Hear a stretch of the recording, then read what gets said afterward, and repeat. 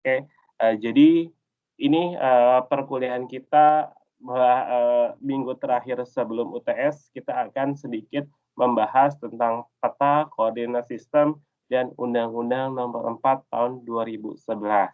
Masih ingat isi tentang, Undang-Undang Nomor 4 2011?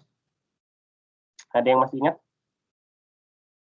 Oh, nih, dari online, Adlan geleng-geleng kepala, nggak ingat katanya. Oke, ada yang ingat? Judulnya deh, apa sih, judul dari Undang-Undang Nomor 4 Tahun 2011? Ada yang bisa bantu saya? Tinggal kalian searching di Google, kalian kan buka laptop semua tuh, masuk Google, Undang-Undang Nomor 4 2011, tentang apa sih? Masih ingat? Informasi geospasial, Pak. Oke, tentang informasi geospasial. Oke, kalau saya sedikit mengulas ke belakang, Undang-Undang Nomor 4 Tahun 2011 ini kalau nggak salah itu ketika zamannya Presiden, siapa kalau tahun 2011? Ada yang masih ingat presidennya siapa? Pak SBY, Pak. Pak SBY. Kalau nggak salah, latar belakang atau asal-usulnya kenapa Undang-Undang Nomor 4 Tahun 2011 ini muncul, itu karena, pertama itu, permasalahan peta. Mungkin di, waktu kemarin udah pernah saya ceritakan, tapi saya akan coba ulangi lagi, intinya apa sih? Intinya ketika itu Presiden, SBY itu minta, luasan hutan yang ada di Indonesia.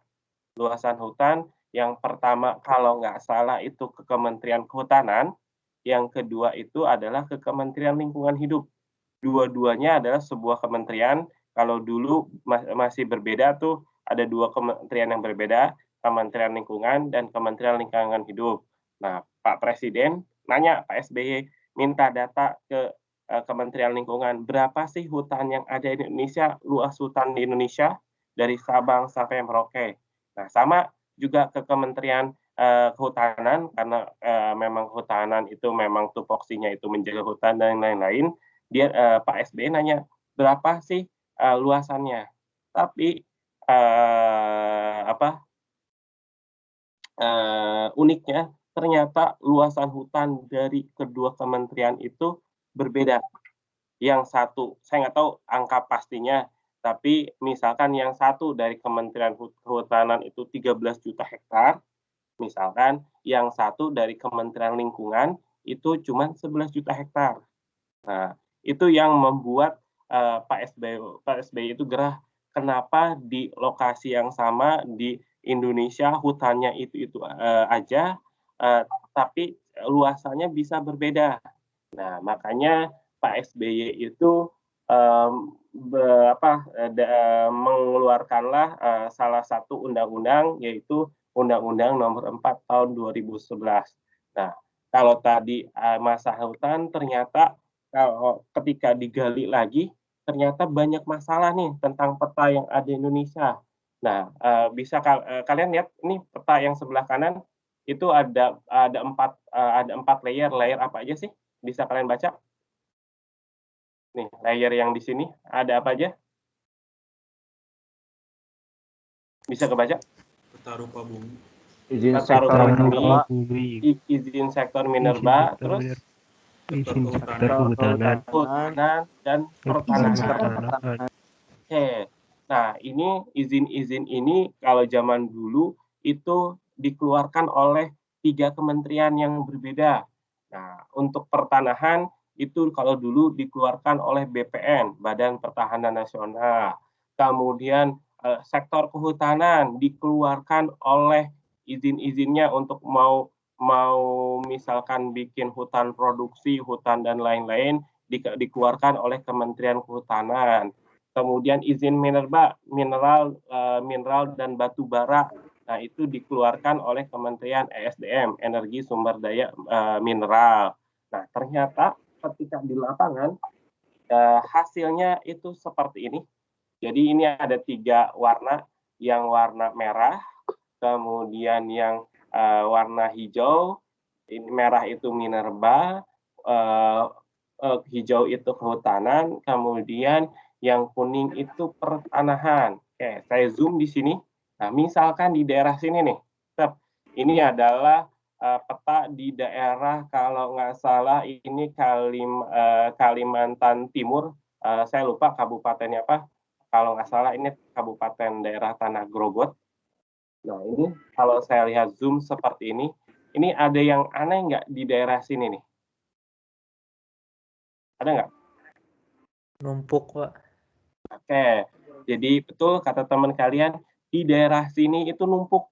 Jadi dari Kementerian Kehutanan yang mengizinkan suatu perusahaan di sini itu mengelola hutannya. Tapi kata ESDM Minerba, oh di sini juga mereka mengeluarkan izin ke suatu perusahaan untuk melakukan pertambangan. Nah, yang kuning itu dari BPN. Oh, BPN juga mengeluarkan sertifikat hak milik di sini. Jadi di lapangan itu cuma ada satu bidang tanah, tapi di lapangan itu ada tiga pihak yang mengklaim bahwa di sana mereka akan kuasai dari kehutanan, dari minerba, dan dari pertanahan. Nah, ini terjadi banyak, yang paling parah itu memang di Kalimantan. Ini banyak pertumbuhan tampalan seperti ini, yang paling banyak itu antara dari SDM Minerba dengan kehutanan. Jadi dikasih izin untuk menambang, tapi dari kehutanan mereka juga mengeluarkan izin untuk pengelolaan hutannya. Nah, ini sampai sekarang itu terjadi, tapi udah banyak yang terselesaikan. Nah, kalau di atas peta ini cuma bertumpukan warna aja, tapi kalau di lapangan perusahaan A dan perusahaan B itu bisa main tombak-tombakan, main parang-parangan karena berantem di lapangan gitu. Nah, itu terjadi karena yaitu peta yang dikeluarkan oleh setiap kementerian zaman dulu itu nggak ada koordinasi. Ya udah, Kementerian Kehutanan mengeluarkan izin kehutanan, bikin petanya sendiri, Kementerian SDM mengeluarkan izin untuk pertambangan, bikin petanya sendiri, orang-orang BPN mengeluarkan sertifikat, bikin petanya sendiri. Nah, ini terjadilah kekacauan di lapangan. Makanya pada zaman SBY ini dikeluarkanlah Undang-Undang nomor 4 tahun 2011. Jadi nanti semua kementerian ini ketika melakukan pembuatan peta atau misalkan melakukan proses perizinan itu harus saling koordinasi. Di saling koordinasinya paling gampang itu di atas peta. Nah, salah satu yang mensupervisi adalah si Badan Informasi Geospasial. Nah, ini di Kalimantan sampai sekarang masih banyak terjadi. Jadi ketika ada perusahaan tambang ingin mengeksplorasi, ternyata di sebelahnya itu ada perusahaan sawit yang sama ingin mengembangkan sawit di daerah sana. Itu masih terjadi, tapi sudah sedikit mulai diselesaikan secara administrasi hukum ataupun administrasi ya di lapangan. Ini jadi kejadian-kejadian itu tumpang tindih yang warna biru itu SDM Kehutanan, BPN itu sekitar ini 120.000 hektar, kemudian yang warna merah ini SDM BPN itu sekitar 50.000 hektar, yang warna abu-abu tumpang tindih antara kehutanan BPN itu sekitar 5.000 hektar, yang tiga-tiganya bertumpang tindih itu sekitar cuma 1.000 hektaran.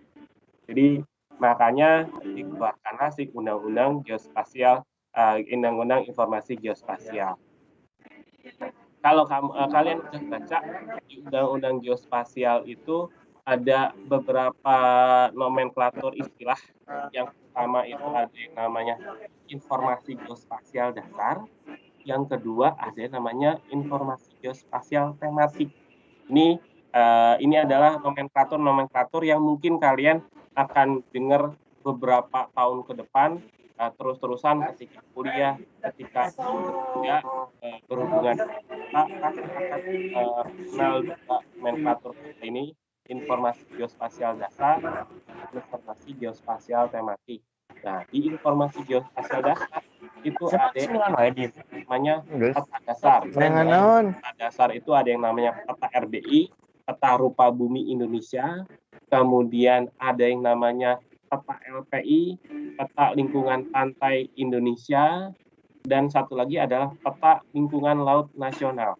Nah, peta RBI berarti nanti si Badan Informasi Geospasial itu bikin peta-peta yang ada di daratan. Nah, semua yang ada di daratan dipetakan sama Badan Informasi Geospasial, dinamakan namanya peta rupa bumi Indonesia. Nah, nanti di peta rupa bumi Indonesia itu minimal ada 8 layer atau 8 data yang harus ditampilkan. Nah, ini yang dinamakan unsur peta rupa bumi Indonesia. Jadi di peta itu harus ada data garis pantai ketika dia menggambarkan di pantai. Kemudian ada yang namanya hipsografi. Hipsografi itu titik-titik ketinggian. Kemudian hidrografi, unsur-unsur perairan, bisa laut, bisa sungai, bisa danau. Kemudian ada yang namanya toponim. Toponim itu nama-nama tempat, nama kampung, nama kota, nama wilayah. Kemudian ada yang namanya transportasi dan utilitas. Maksudnya transportasi dan utilitas berarti jaringan jalan, jaringan listrik, dan lain-lain itu harus ada di peta RBI. Kemudian ada layer yang namanya bangunan dan fasilitas umum. Kemudian yang terakhir ada penutupan lahan. Simpelnya kalian kan pernah udah mulai praktikum nih. Udah kenal yang namanya save file kan ya? Benar kan? Kalian udah bisa bikin save file di ArcGIS. Nah, berarti nanti kalau kalian bikin peta dasar rupa bumi Indonesia, berarti harus ada save file tentang garis pantai, satu data, ada save file nanti hipsografinya, titik-titik ketinggian, kemudian ada save file hidrografi, di dalamnya hidrografi ada save file sungai, ada save file danau, pokoknya yang berhubungan dengan air. Nanti ada save file toponim, titik-titik yang kalian nanti bisa kasih label nama tempat dan lain-lain. Kemudian ada save file batas administrasi, mana batas administrasi kabupaten, provinsi, desa, atau RT, RW. Nah, itu harus ada save file-nya tersebut. Kemudian harus ada save file transportasi, harus ada save file jaringan jalannya, seperti apa, jaringan listriknya, seperti apa, kemudian ada save file bangunan dan fasilitas umum. Kalian kemarin udah belajar ngedigitasi bangunan yang kotak-kotak dan lain-lain. Kemudian yang terakhir adalah save file penutupan lahan. Nah, itu adalah namanya peta rupa bumi Indonesia. Nanti kalian untuk melakukan perencanaan yang harus kalian punya itu, ya ini peta dasar rupa bumi Indonesia. Existing sebuah kota itu ada apa aja sih di kota tersebut, rumah pemukimannya berapa hektar, kemudian luas kawasan industrinya berapa hektar, luas sawahnya berapa hektar. Nah, dari existing baru kalian nanti bisa melakukan perencanaan. Saya mau tahun 2030 mau bikin sawah menjadi 50.000 hektar. Di Bandung tahun 2010 cuman ada 10.000 hektar. Berarti saya kurang 40.000 hektar nih. Di mana aja ya? Nanti kalian plot-plot di peta juga gitu. Tapi kita harus tahu existing-nya apa sih? Luasannya berapa sih? Nah, kalian harus punya namanya peta rupa bumi Indonesia ketika mau melakukan perencanaan. Kemudian ada yang namanya peta LPI, lingkungan pantai Indonesia. Nanti kalau kalian mau bikin rencana zonasi kawasan pesisir, nanti ada yang namanya RZW3P, rencana zonasi wilayah pulau-pulau kecil, pulau-pulau kecil. Nah, itu kalian perlu namanya peta lingkungan pantai Indonesia. Jadi sama kayak peta rupa bumi Indonesia, tapi ini lebih difokuskan di daerah pantai. Nanti ada daratannya, tapi ada juga sedikit lautannya. Nah, itu di peta LPI. Atau yang ketiga adalah namanya peta lingkungan laut nasional. Nah, nanti kan perencanaan juga nggak hanya di darat, di laut juga harus kita rencanakan. Mana yang boleh misalkan jadi wilayah tangkap ikan, mana yang misalkan tempat lokasi sandar atau pelabuhan, mana yang misalkan zona konservasi di lautnya nggak boleh dipancing dan segala macam. Kita juga sebagai planner nanti akan merencanakan hal itu. Makanya kita perlu yang namanya peta lingkungan laut nasional. Nah, jadi untuk planner itu nggak akan jauh dari peta. Jadi kita harus mengetahui si informasi geospasial dasar ini ada di peta dasar. Kita pasti perlu namanya peta RBI, peta LPI, dan LLN. Nah, ini biasanya pemanfaatannya banyak dipakai sama orang-orang planologi. Nah, kemudian selain peta dasar, di informasi geospasial dasar, itu ada yang namanya jaringan kontrol geodesi. Nah, ini yang biasanya ngotak-atik itu orang-orang geodesi. Orang-orang planologi itu hanya menggunakan hasilnya aja. Ada yang namanya jaringan kontrol horizontal, ada yang namanya jaringan kontrol vertikal, dan gaya berat, pasang, surut, dan lain-lain.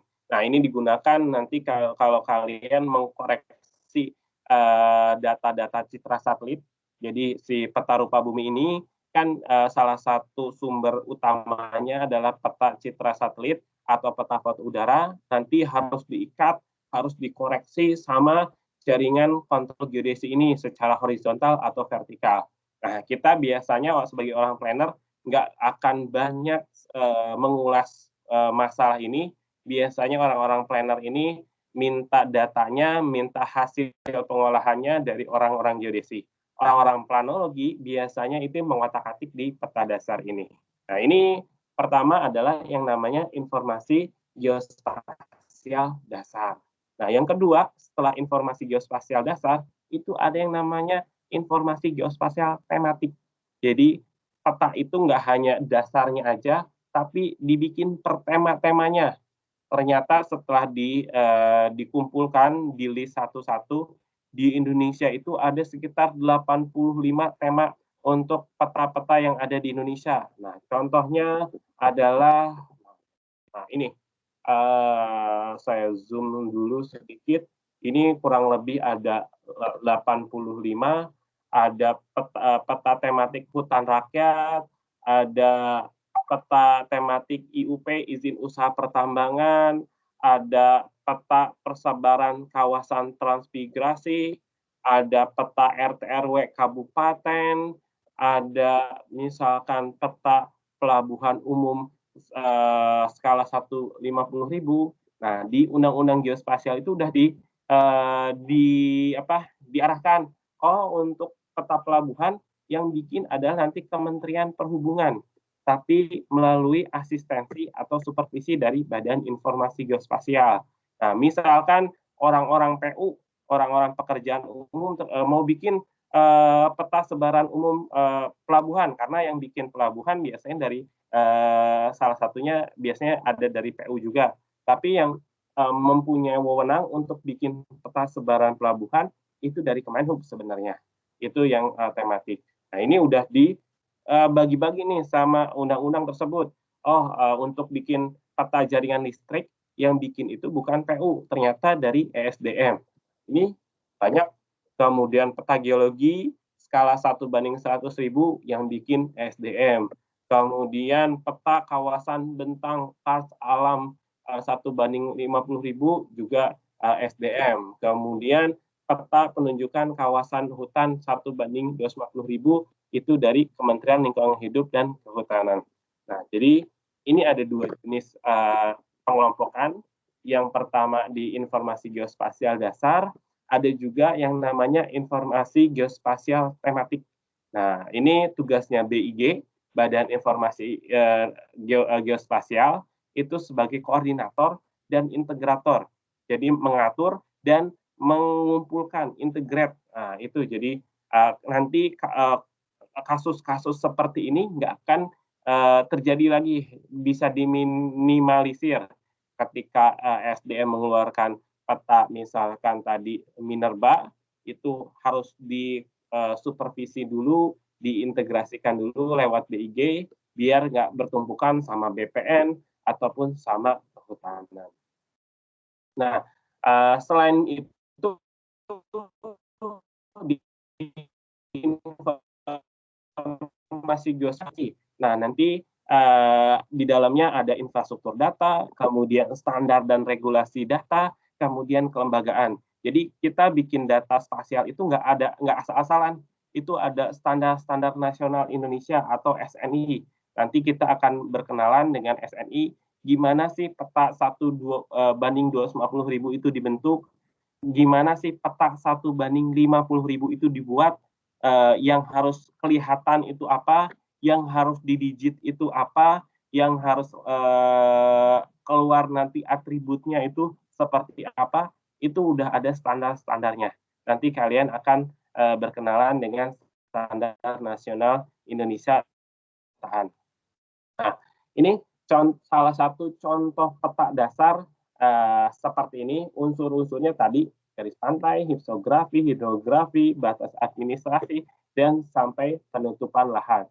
Nah, peta RBI itu ada skala-skalanya, dari mulai yang terendah itu skala 1:1 juta, sampai yang detail banget itu di skala 1:1.000. 1:1000. Nah, yang biasa dipakai orang-orang planologi, orang-orang planner, itu peta-peta 1:250.000. Ini nanti kalian gunakan petanya untuk bikin perencanaan RT RW provinsi. Kemudian 1:50.000 peta-peta rupa bumi 1:50.000 kalian gunakan ketika ingin menyusun peta RT RW kabupaten. Nah, peta 1:25.000 itu kalian gunakan ketika mau bikin perencanaan namanya RT RW kota.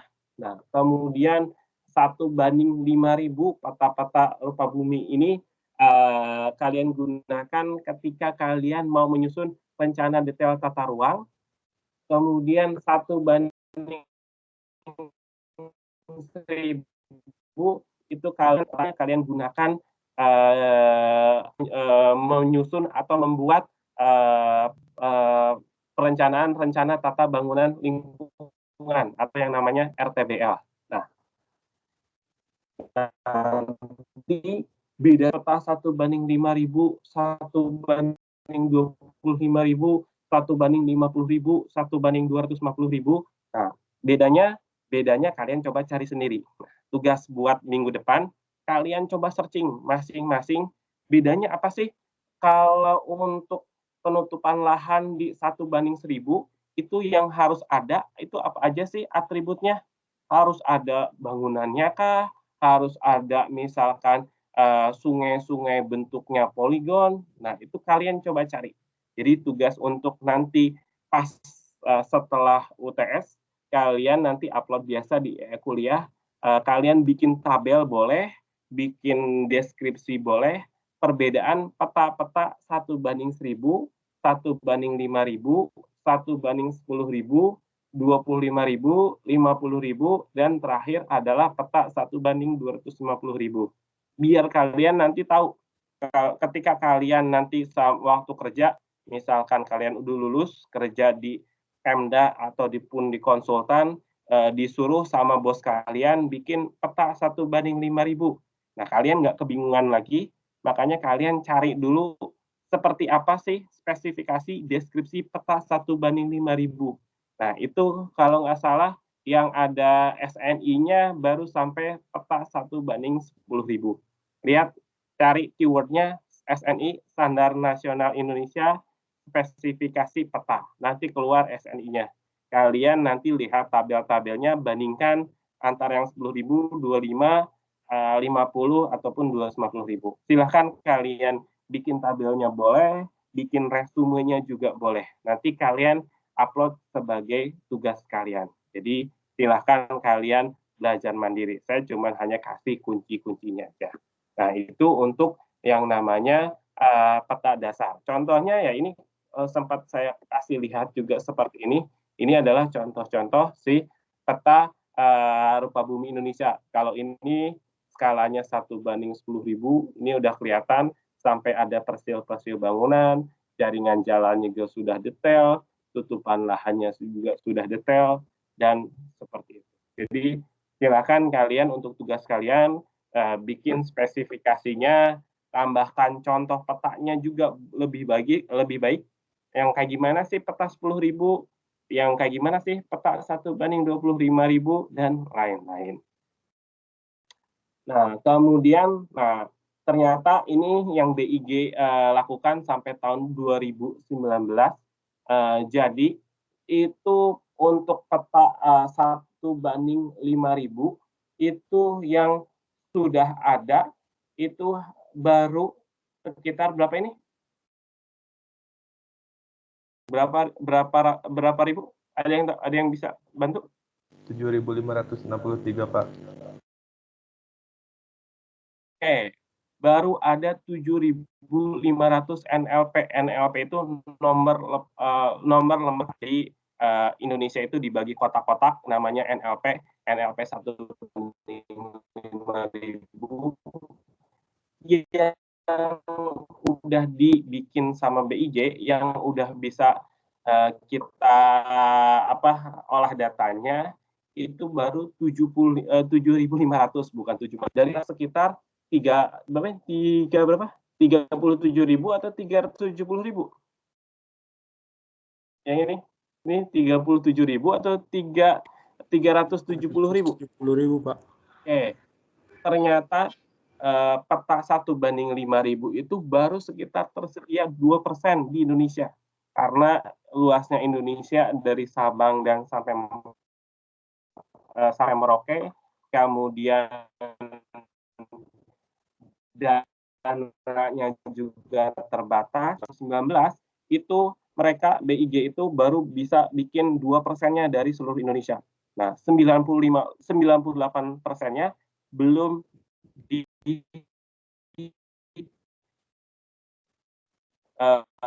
ada peta 1:5.000. Sementara untuk RD sama swasta atau Pemda yang punya dana lebih, yang punya anggaran lebih, mereka mau bikin peta boleh, peta nanti yang melakukannya itu Pemda dan konsultan, pihak ketiga, tapi untuk menjaga kualitasnya itu harus disupervisikan ke Badan Informasi Geospasial. Nah, nanti beberapa kakak kelas kalian yang sudah lulus ataupun yang di tingkat-tingkat akhir yang sudah kerja praktek, ada tugas mereka waktu kerja praktek itu mensupervisikan peta-petanya itu, pembuatannya karena sudah ada standarnya, nggak bisa asal-asalan, jadi datanya harus benar, ngedijitnya juga harus benar. Nanti proses-proses itu akan diasistensikan ke Badan Informasi Geospasial. Kalau kata Badan Informasi Geospasial itu udah benar, baru nanti dibikin untuk menjadi peta perencanaan gitu. Nah, cuman ya itu prosesnya itu lama, itu bisa sampai menghabiskan sekitar 6 bulan sampai 1 tahun bolak-balik ke Cibinong. Kalau dinas-dinas Pemdanya sekitar Jawa Barat sih, tapi kalau orang Bapedanya dari Sorong, dari Manokwari, dari Gorontalo, mereka untuk asistensi peta itu harus naik pesawat, nginep di hotel, kemudian asistensi, ketika ada kesalahan baru asistensi ke Cibinong. Nah, ini adalah salah satu mungkin hambatan perencanaan di Indonesia, karena peta-petanya itu belum pada beres, belum jadi. Nah, makanya orang-orang planologi itu banyak juga yang akhirnya udah lulus itu menjadi spesialis peta, karena ya ini 98% peta di Indonesia belum beres. Makanya akhirnya orang-orang planologi yang concernnya harusnya bukan di pemetaan, petanya itu harusnya udah disiapkan sama orang-orang geodesi, akhirnya juga orang-orang planologi juga bikin peta. Makanya diajarkanlah nanti di praktikum geospasial dasar dan sistem informasi perencanaan bagaimana kalian bikin peta gitu. Jadi kalian nggak boleh kalah sama orang-orang geodesi, karena ya ini kebutuhan peta masih sangat di ilmu geologi, kita menggunakan orang geodesi aja, kita orang geodesi bertahan. Nah, ini dari peta 1:1000 sampai 1:1 juta. Kalau 1:250.000 ini udah komplit semua 100%, kemudian 1:50.000 itu udah sekitar 89%, sampai yang paling sedikit ya ini peta 1:5.000 itu baru 2%. Nah ini 1:50.000 itu udah hampir semua, itu dari Sumatera, Kalimantan, kemudian Sulawesi dan Papua, tapi di sini ada tahun-tahunnya. Tahun yang paling baru itu yang warna merah, berarti yang ini dibuatnya di tahun 2016. Sementara yang hitam-hitam ini, yang kotak-kotak hitam ini, petanya dibikin tahun 2010, bahkan 2010 ke bawah nih. Ini sekitar 2000 NLP. Nah, menurut kalian kondisi tahun 2010 sampai sama 2021 masih sama atau udah berbeda di sebuah kota? Nah, menurut kalian logikanya di daerah kalian nih tahun 2010 sama sekarang 2021 masih sama atau beda? Rumahnya, kemudian jaringan jalannya ada yang nambah atau berkurang, masih sama atau udah berbeda? Berbeda, Pak. Berbeda, Pak. Kondisinya. Berbeda, Pak. Makanya meskipun udah ada nih peta-peta di sini, tapi kita sebagai orang planologi, ketika nanti bikin peta perencanaan, kita harus update. Karena data yang tersedia itu tahun lama. Nah, harus diupdate lagi pemukimannya, harus diupdate lagi jaringan jalan, pasti ada yang nambah-nambah pemukimannya, jalan-jalannya. Makanya orang-orang planologi itu nggak bisa peta. Minimal bisa baca peta, itu kemampuan dasar yang harus dikuasain, bagaimana menginterpretasikan. Tapi kalau orang planologi bisa bikin peta, itu adalah kemampuan tambahan yang bisa diandalkan gitu. Karena ya ini balik lagi planologi itu nggak jauh dari peta. Nah ini kalau 1:250.000 itu udah hampir semua, tapi cuman Jawa, sebagian Kalimantan, sebagian Sulawesi, seluruh Sulawesi, dan kalau Sumatera sebagian, Papua juga masih sebagian.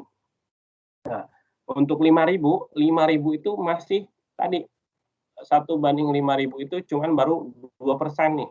Nah, baru spot-spot beberapa spot aja. Di Jawa paling ada di sini Bogor, Depok, Bandung, Pantura, kemudian Tanjung Lesung, Jakarta, di sini Semarang, kemudian di sini Lombok. Nah, masih banyak yang apalagi di Sumatera dan Kalimantan 1:5.000 itu peta-petanya belum ada.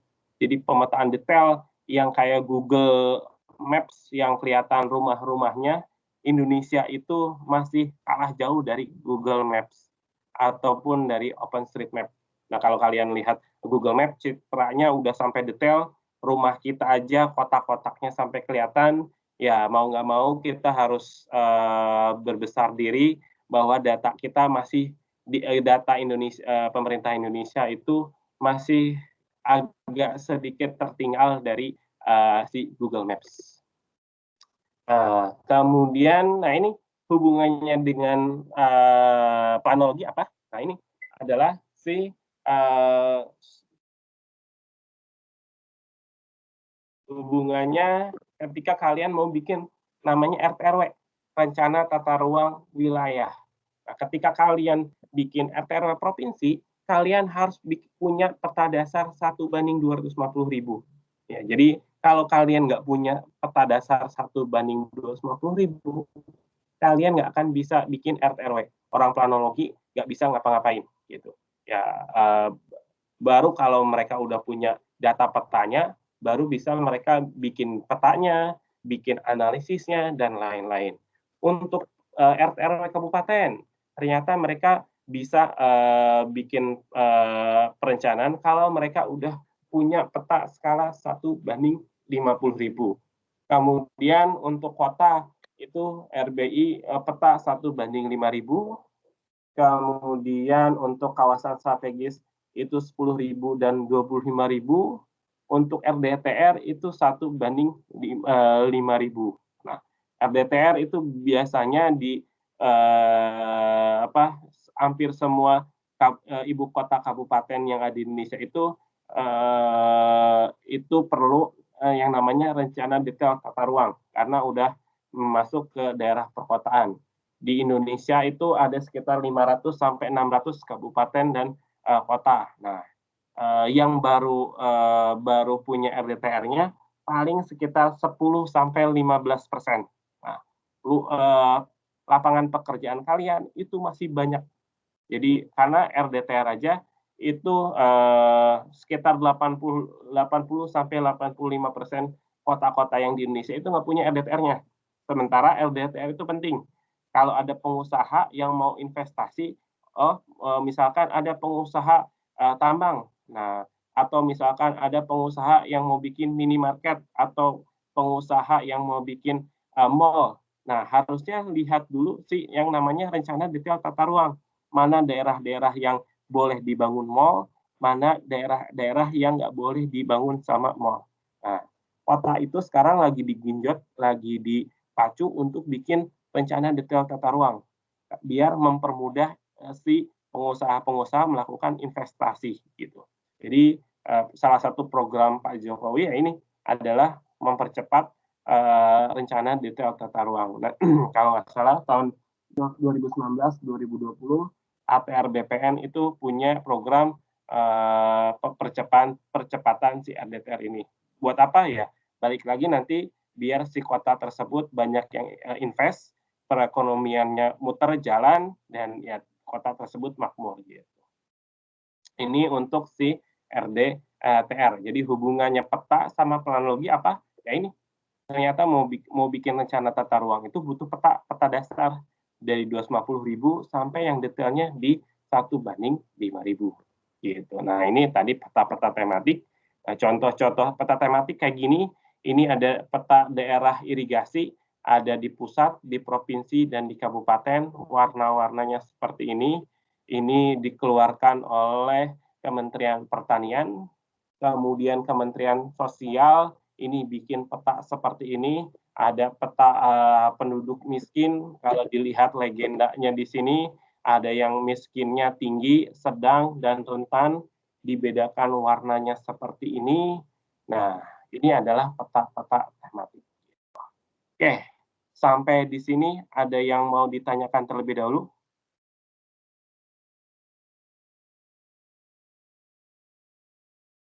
Oke, kita akan break dulu sekitar 5 menit. Saya akan mau istirahat minum dulu. Sambil kalian nunggu istirahat, kita akan lanjut lagi jam 16.00. Kalian nyalakan videonya. Kalian silakan isi absensi di Google Form-nya yang ada di link ini. Oke. Jadi silahkan kalian istirahat dulu, yang mau sholat dulu, karena saya masih punya satu materi tentang koordinat sistem. Kalian udah sedikit praktek koordinat sistem kan di praktikum? Nah, saya akan coba kalau prakteknya kalian udah, tinggal teorinya, apa sih PCS, apa sih GCS, nanti kita akan bahas bersama-sama. Oke, silakan kalian isi absensinya. Yang mau ke toilet silakan ke toilet, yang mau sholat silakan sholat, ataupun yang mau makan silakan makan. Kita kembali jam 16.00. Bapak izin konfirmasi Pak. Ya. Tadi kan Bapak ada sempat manggil, terus saya udah ada izin di WA Group. Itu ya. Saya masih sholat Pak, jadi belum sempat off cam pas Bapak screenshot tadi. Nggak apa-apa, nanti aja. Yang penting ada absensinya di sini. Baik Pak. Oke.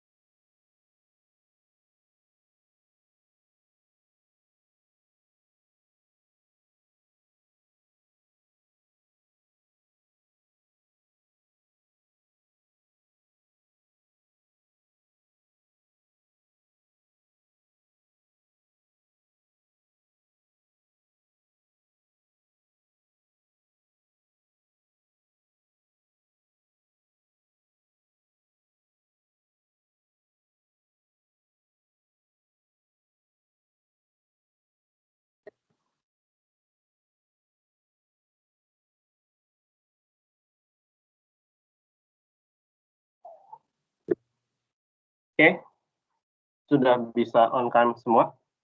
Kita lanjutkan materi terakhir, juga sekitar 20 menit setengah jam.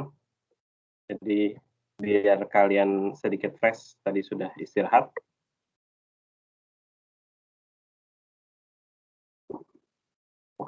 Jangan lupa makan atau minum dulu biar lebih fokus untuk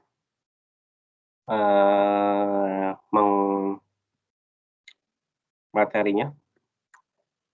Oke, suara saya sama materinya sudah terlihat.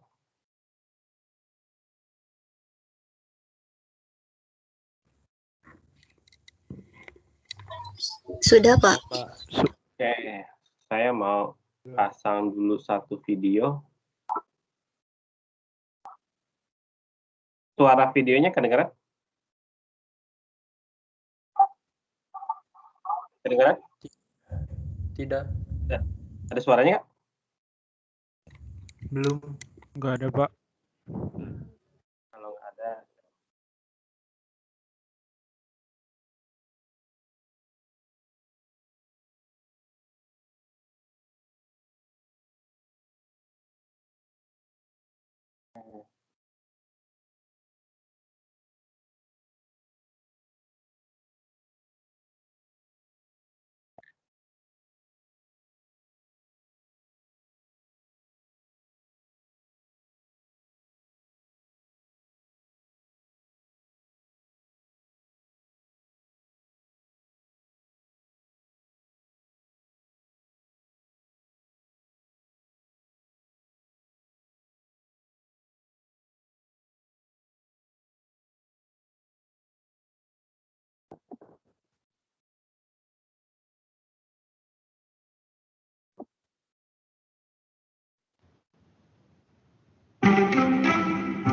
kalau sekarang terdengar suaranya? Udah, Pak. Ada suaranya atau nggak? Apa? Ada tadi ada nggak? Tadi suaranya ada? Tadi ada, Pak. Ada, Pak. Ada, Pak. Oke. Jadi saya akan sedikit memutarkan video biar nggak terlalu jenuh. Ini ada video kurang lebih durasinya itu sekitar 6 menit. Isinya apa sih? Isinya itu nanti dijelaskan bagaimana sih di bentuk permukaan bumi yang asalnya kurang lebih sekitar bulat atau seperti telur ini menjadi bentuk di permukaan kertas pertama, kemudian nanti kesalahannya itu seperti apa, karena kan asalnya bulat, kemudian dimampatkan biar jadi datar, pasti akan ada error-errornya. Nanti akan dijelaskan, makanya nanti ada yang namanya sistem proyeksi dan sistem geografi. Nah ini kita untuk get request.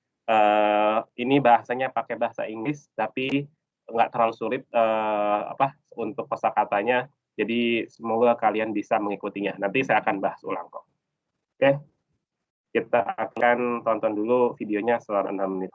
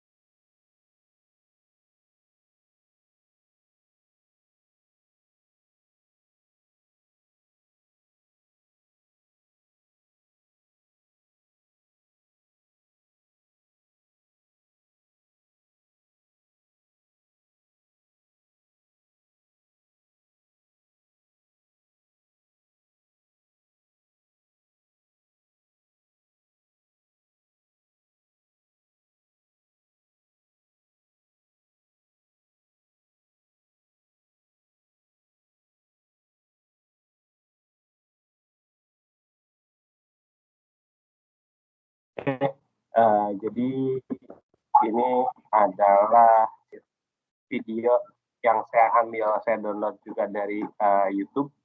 Judulnya kalau kalian mau tahu, ini ada, tinggal searching aja di YouTube pasti ada Why All World Maps Are Wrong.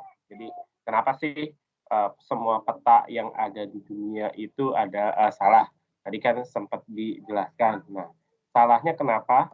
Nah, tadi suara saya terdengar dengan jelas atau patah-patah? Enggak. Jelas. Oke. Nah, jadi kesalahan yang pertama itu karena ya bentuk permukaan bumi itu jadi dari yang asalnya bentuknya seperti bola, globe seperti ini, kemudian tidak rata mana-mana, kemudian ketika kita buat menjadi rata, salah satu contoh yang paling sederhana, ini dia analogikan di bumi itu dibelah, disobek seperti, kemudian dibikin rata ke lantai. Ternyata usaha yang dia lakukan itu nggak berhasil, gitu. Karena masih ada sebagian yang pasti menggelembung ataupun tidak rata. Dan Nah, untuk itu ya pasti semua peta yang ada di dunia yang dalam bentuk 2 dimensi itu mengandung kesalahan-kesalahan seperti ini. Oke, sebentar.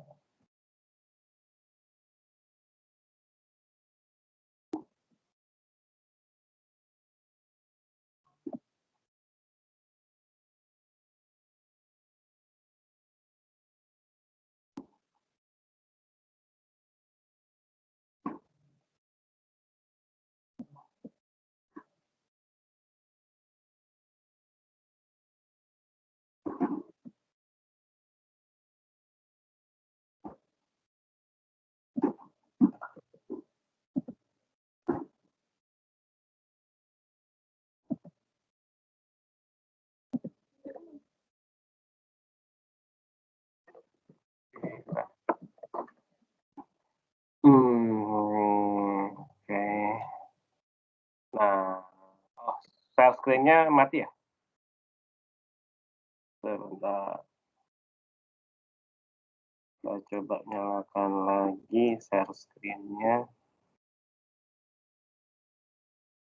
Oke.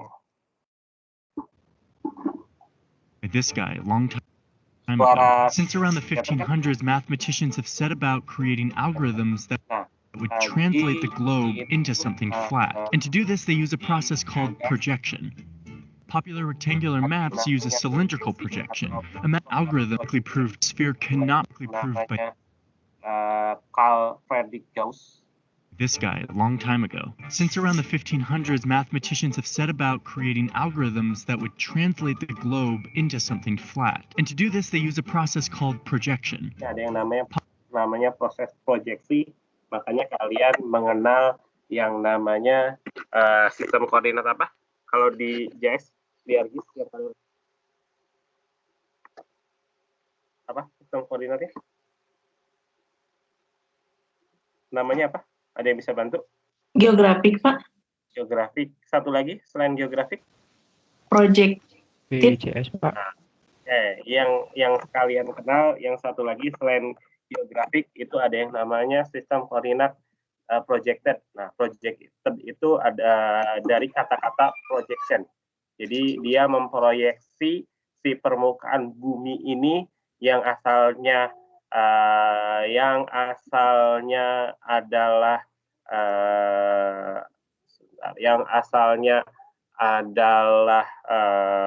bulat seperti ini. Popular rectangular maps use a cylindrical projection. Imagine putting a theoretical cylinder over the globe and projecting each of the points of the sphere. Jadi permukaan bumi yang asalnya seperti ini, kemudian di sekelilingnya itu dikelilingi oleh kertas yang dibikin tabung silinder, kemudian ditarik garis seperti ini, diproyeksikan ke sebuah kertas. Makanya dikenalnya sebagai sistem koordinat proyeksi atau projected coordinate system ataupun PCS. Nah, setelah diproyeksikan, tadi gulungan kertasnya itu dibuka dan dapatlah si yang di prosesnya saya ulangin lagi dari globe bentuk bumi yang bulat seperti ini, kemudian ditambahkan sekelilingnya itu kertas dalam bentuk silinder, kemudian si bola itu dimasukkan ke dalam kertasnya, kemudian garis-garis pantai batas negaranya itu diproyeksikan ke kertasnya, baru dibuka petanya, jadilah sebuah peta proyeksi. Makanya yang kalian sering kenal sebagai projected coordinate system. Seperti ini. Ternyata projected coordinate system itu banyak sekali. Kalau kalian buka di ArcGIS, kemudian lihat proyeksi, sistem koordinat proyeksi, banyak banget. Nah, ini ada yang memperlihatkan bentuknya sama, jaraknya sama, ataupun luasnya sama. Nah, tapi ya ini banyak banget nih orang-orang bikin sistem koordinat proyeksi ini mungkin ada sampai ratusan sampai ribuan sistem koordinat. Nah, ini misalkan sistem koordinat yang namanya Mercator. Kalian pernah dengar yang namanya Universal Transfer Mercator? Pernah dengar nggak? Kalau disingkat, kalau di ArcGIS namanya apa? UMT. Apa? UMT bukan Pak? UTM Pak. UTM. UTM Bukan UMT ya, UTM, Universal Transfer Mercator. Nah, kata-kata Mercatornya ini dari sistem koordinat ini, Mercator.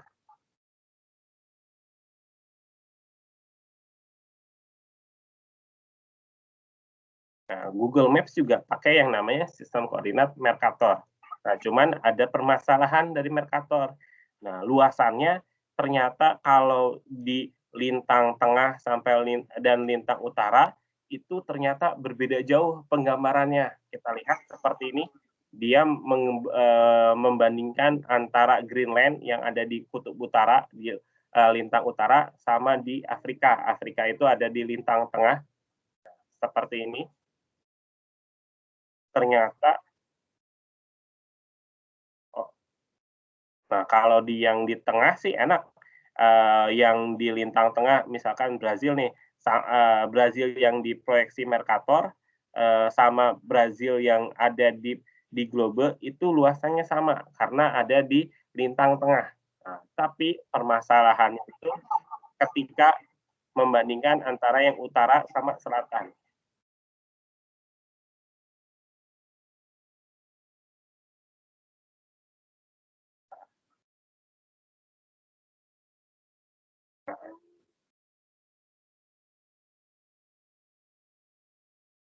Nah, tujuan utama dari si Mercator apa?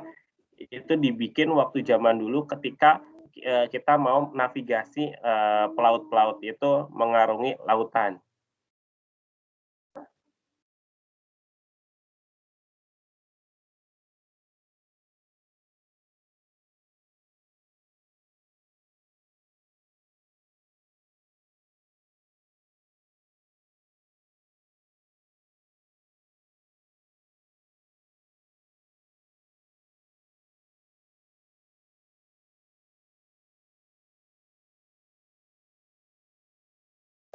Jadi kalau kita di peta melihat, oh dari Inggris ke Brazil, tinggal nanti si perahunya itu berlayar dengan sudut 45,8.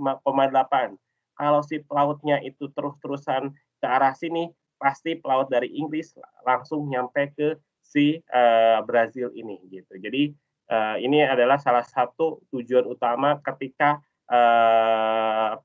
zaman dulu pelaut-pelaut ingin berlayar.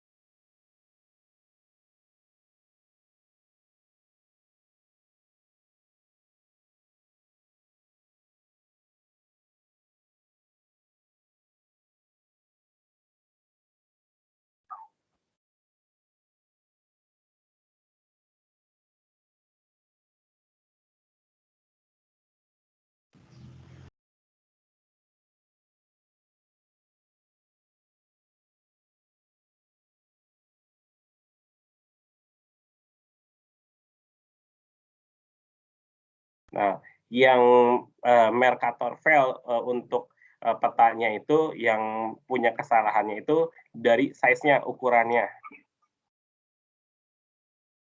Nah, ini ngebandingin luasan dari Greenland sama luasan dengan Afrika.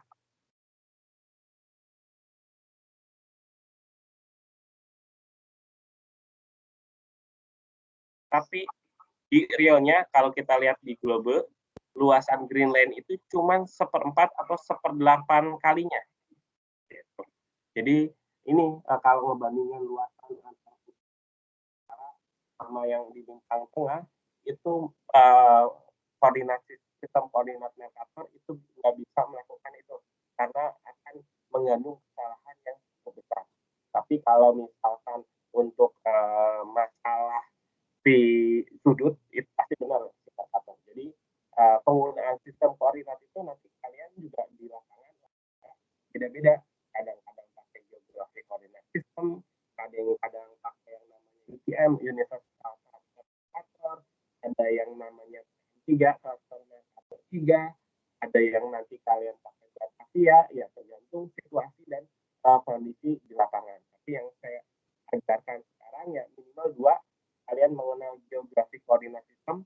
Maksudnya geographic coordinate system itu geographic coordinate system itu ya dunia itu digambarkan sebagai lintang dan bujur dengan satuannya.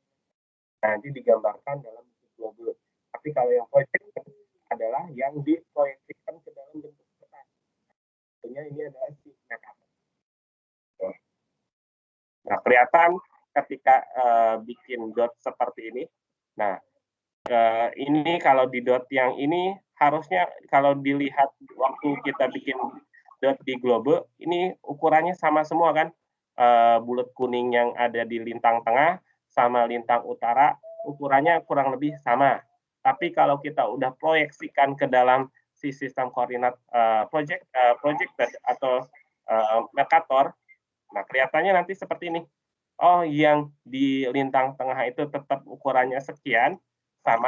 Tapi kalau udah makin ke utara, ukurannya itu akan makin salah, makin error. Gitu. Jadi kita nggak bisa ngitung luasan untuk ngebandingkan luasan di kutub utara dan di bintang yang tengah ini. Gitu. Ini salah satu kelemahan dari si Mercatornya.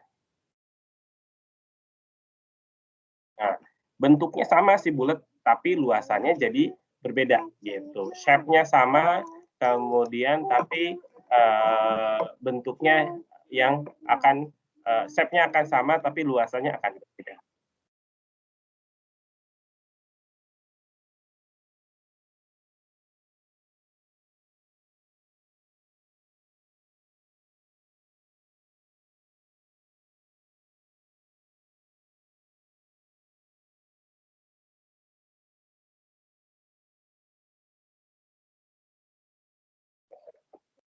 Nah, ini ada yang namanya sistem yang namanya Gauss-Peter. Nah, dia untuk ukuran sama, mempertahankan luasnya sama, tapi ukurannya jadinya agak sedikit jelek. Yang antara kelihatan nggak antara Greenland yang kiri sama yang kanan bedanya apa sih? Ada yang bisa bantu?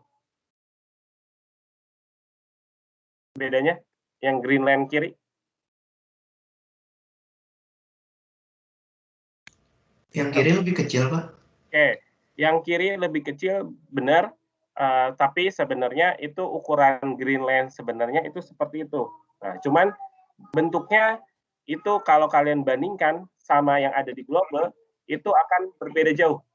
Karena yang sebelah kiri si Gauss-Peter ini dia mempertahankan luasannya, tapi bentuknya akan sedikit berubah. Shape-nya akan sedikit dimampatkan kalau di sini gitu. Jadi tadi si Mercator itu punya kelebihan bentuknya sama, tapi luasnya yang berbeda. Tapi kalau kita pakai sistem koordinat Gauss-Peter, bentuknya akan berbeda, tapi luasnya sama. Gitu. Jadi ini kelemahan dan keuntungan masing-masing koordinat sistem.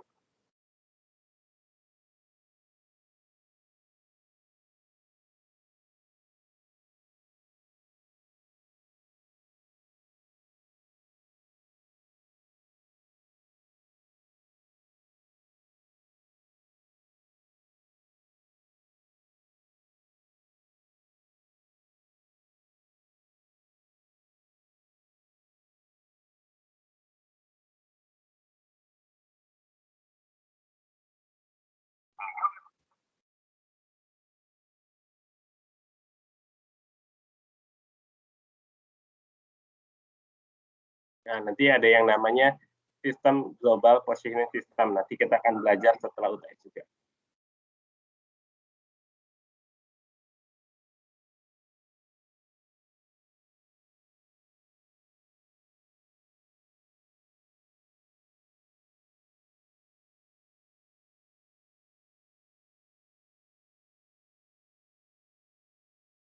Nah,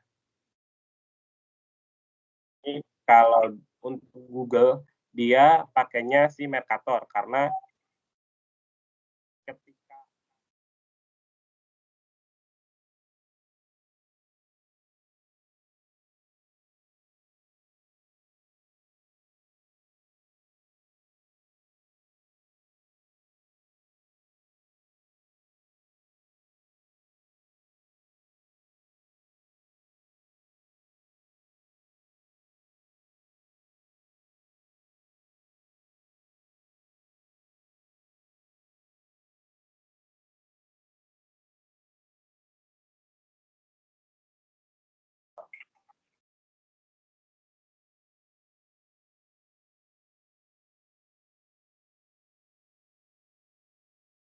tapi kalau misalkan bikin peta dunia, biasanya pembuat peta itu nggak pakai si Mercator. Nah, biasanya pakai yang geografik. Jadi nanti untuk kalian bikin peta-peta detail, itu biasanya yang skala 5.000, skala 10.000, itu biasanya pakai sistem koordinat yang project. Tapi kalau udah kalian bikin peta Indonesia, peta benua, peta ya dunia, itu kita biasanya pakainya yang geographic coordinate system.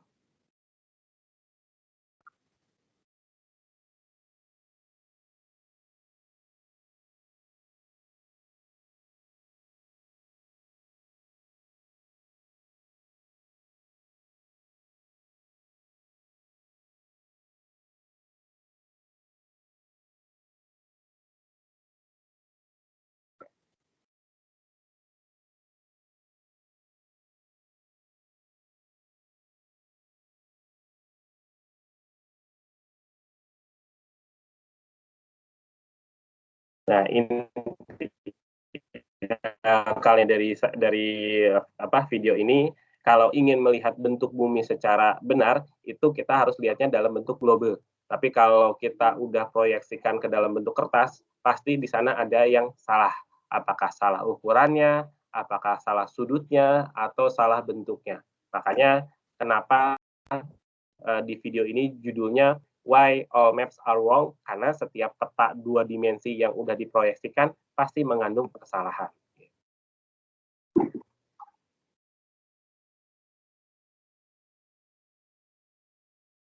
Oke. Untuk ini udah kebayang untuk sistem koordinat projected atau proyeksi? Oke, saya masih ada sedikit materi lagi, paling 15 menit lagi deh, biar kalian nggak terlalu capek juga. Saya punya materi teori tentang sistem koordinat. Bentar.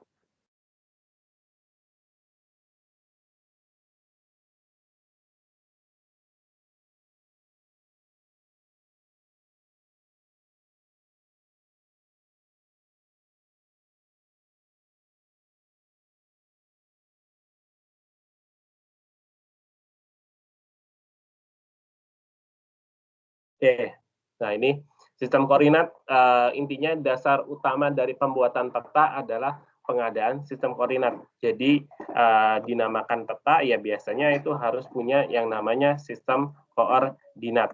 Kemudian yang dapat menghubungkan antara satu titik dengan titik lain.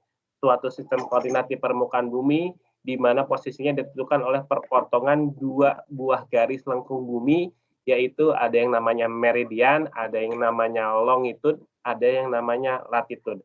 Kenapa sih dibikin sistem koordinat? Ya paling sederhana itu ketika zaman dulu para pelayar atau pelaut ingin mendokumentasikan perjalanannya, misalnya ketika Columbus menemukan benua Amerika, pasti kan dia ingin menyebarkan, oh saya menemukan Amerika.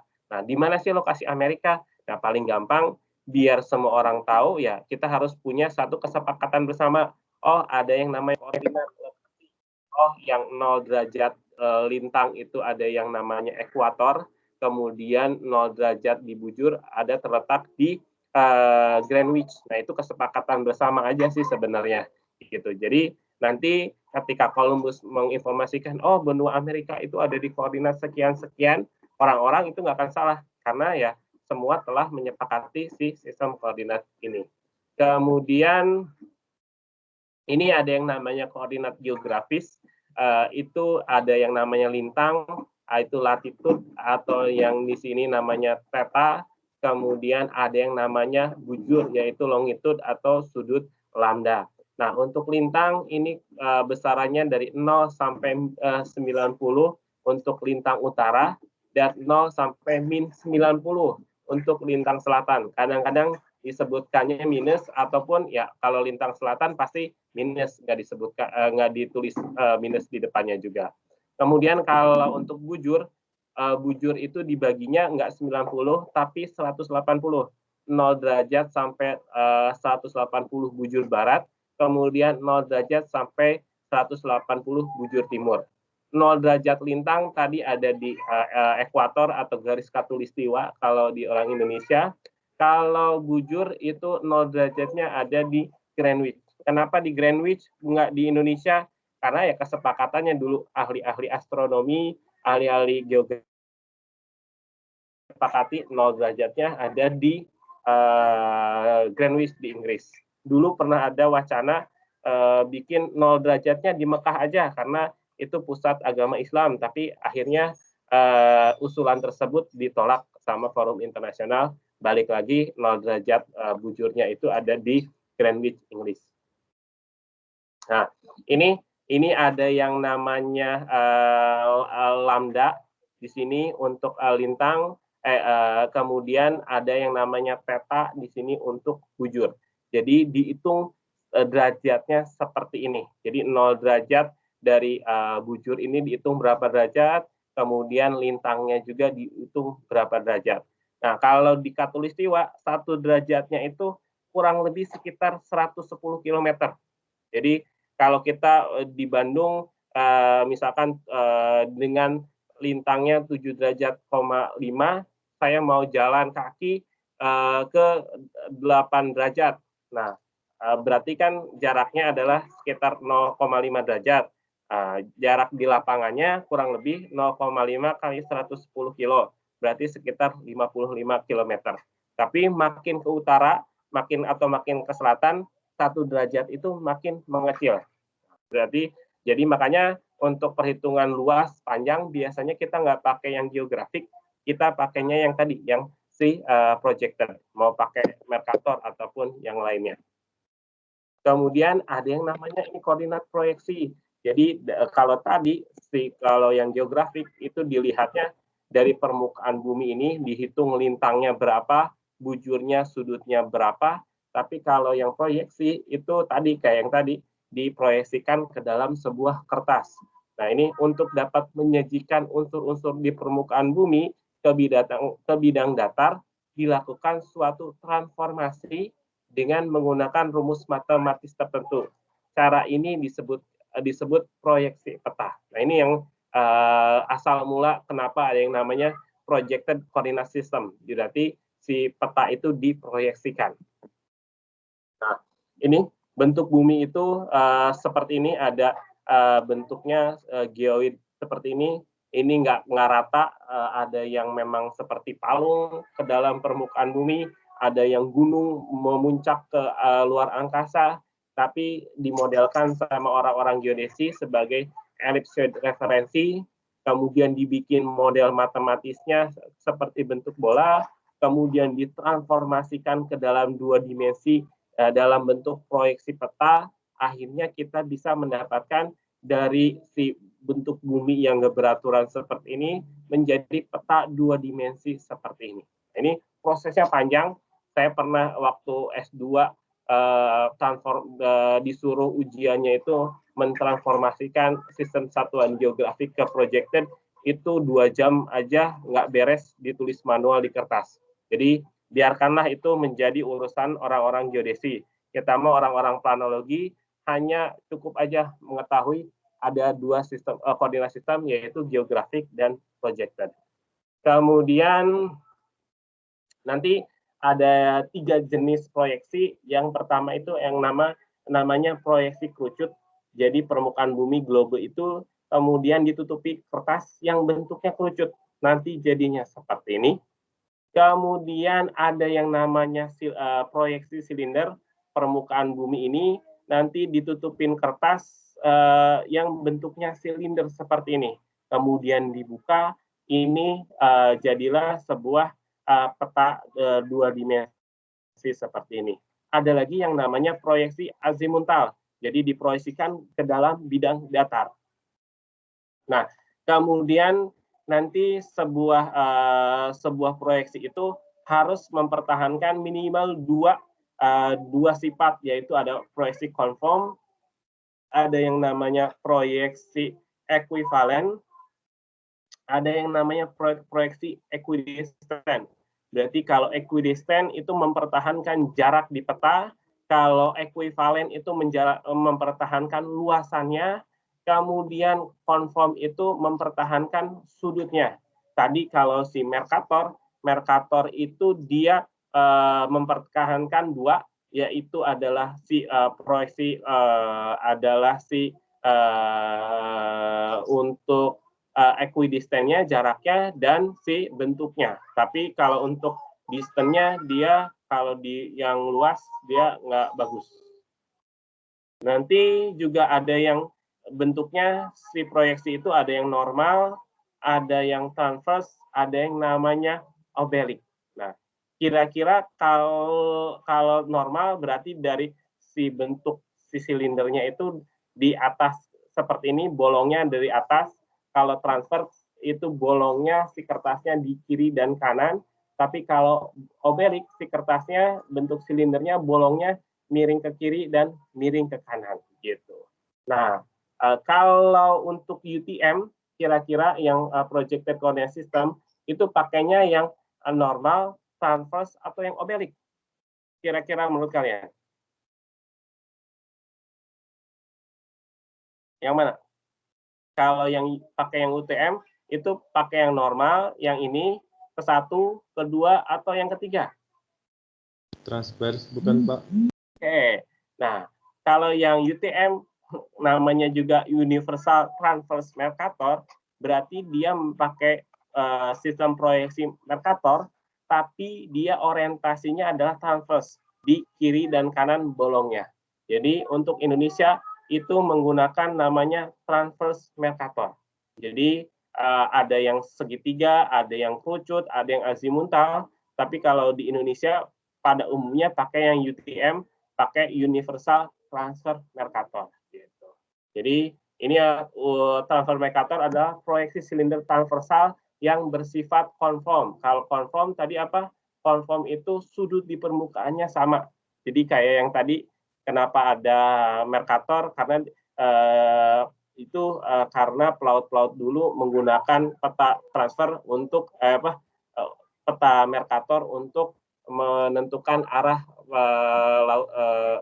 tujuan mereka melaut. Gitu. Oke, nah ini sistem grid-nya ada yang namanya UTM, grid-gridnya seperti ini.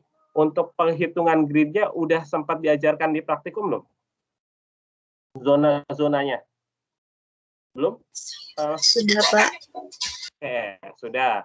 Ya, silakan belajar lagi aja, siapa tahu itu keluar di ujian. Oke, jadi kalau untuk yang UTM, bumi itu dibagi per 6 derajat, yaitu zona 0 sampai zona 60. Kenapa ada 60 zona? Karena bujur di dunia itu totalnya ada 360 derajat, 180 di bujur timur, 180 di bujur barat, kalau dijumlahkan 360. Nah, kalau untuk UTM, satu zonanya ada 6 derajat, berarti 360 dibagi 6, di sini ada satu kotak ini, kiri ke kanannya itu sekitar 6 derajat. 6 derajat itu kali 6 kali 110 berarti panjangnya sekitar 660 km. Kira-kira kurang lebih seperti itu. Nanti seperti apa sih perhitungan zonanya? Kenapa Bandung ada di zona, Bandung zonanya masih ingat? UTM-nya zona berapa sih? 46, 47, 48, 49. Zona Bandung UTM-nya? Oh, masih ingat nggak? 48. Oke, 48. North atau South? South. Oke, nanti udah ada yang bisa. Nah, saya menganggap kalian semua bisa karena satu orang udah bisa. Harusnya kalau di sini sekitar 44 orang lain juga harus bisa. Kalau belum bisa, kayak gimana sih? Kenapa Bandung itu 48S? Coba tanya ke yang bisa tadi, silahkan japri ke orangnya, atau tanya di grup angkatan, atau tanya di grup WhatsApp kelas juga boleh. Karena saya anggap bahwa kalau satu orang udah ngerti, berarti harusnya yang lainnya juga mengerti. Oke, mungkin kalau untuk pertemuan minggu ini itu cukup sekian aja. Nanti materinya udah saya upload di e-kuliah. Kemudian tugas untuk minggu depan sambil UTS itu kalian bikin perbedaan spesifikasi antara peta 1:10.000, 1:25.000, 1:50.000 sampai 1:250.000. Kalian bikin tabelnya boleh, kalian bikin deskripsinya juga boleh, atau ditambahin dalam bentuk contoh petanya juga boleh. Biar kalian nanti ketika lulus atau ketika ada tugas di mata kuliah lain, kalian disuruh bikin peta 1:10.000, kalian sudah ngerti, oh 1:10.000 itu petanya harus gini. Beda sama peta 1:250.000. Nanti mungkin ingetin aja, ketika setelah kita UTS, saya akan bahas untuk perbedaan peta 1:10.000 sampai 1:250.000. Biar kalian mengerti perbedaan peta tersebut. Oke, sampai di sini ada yang mau ditanyakan terlebih dahulu?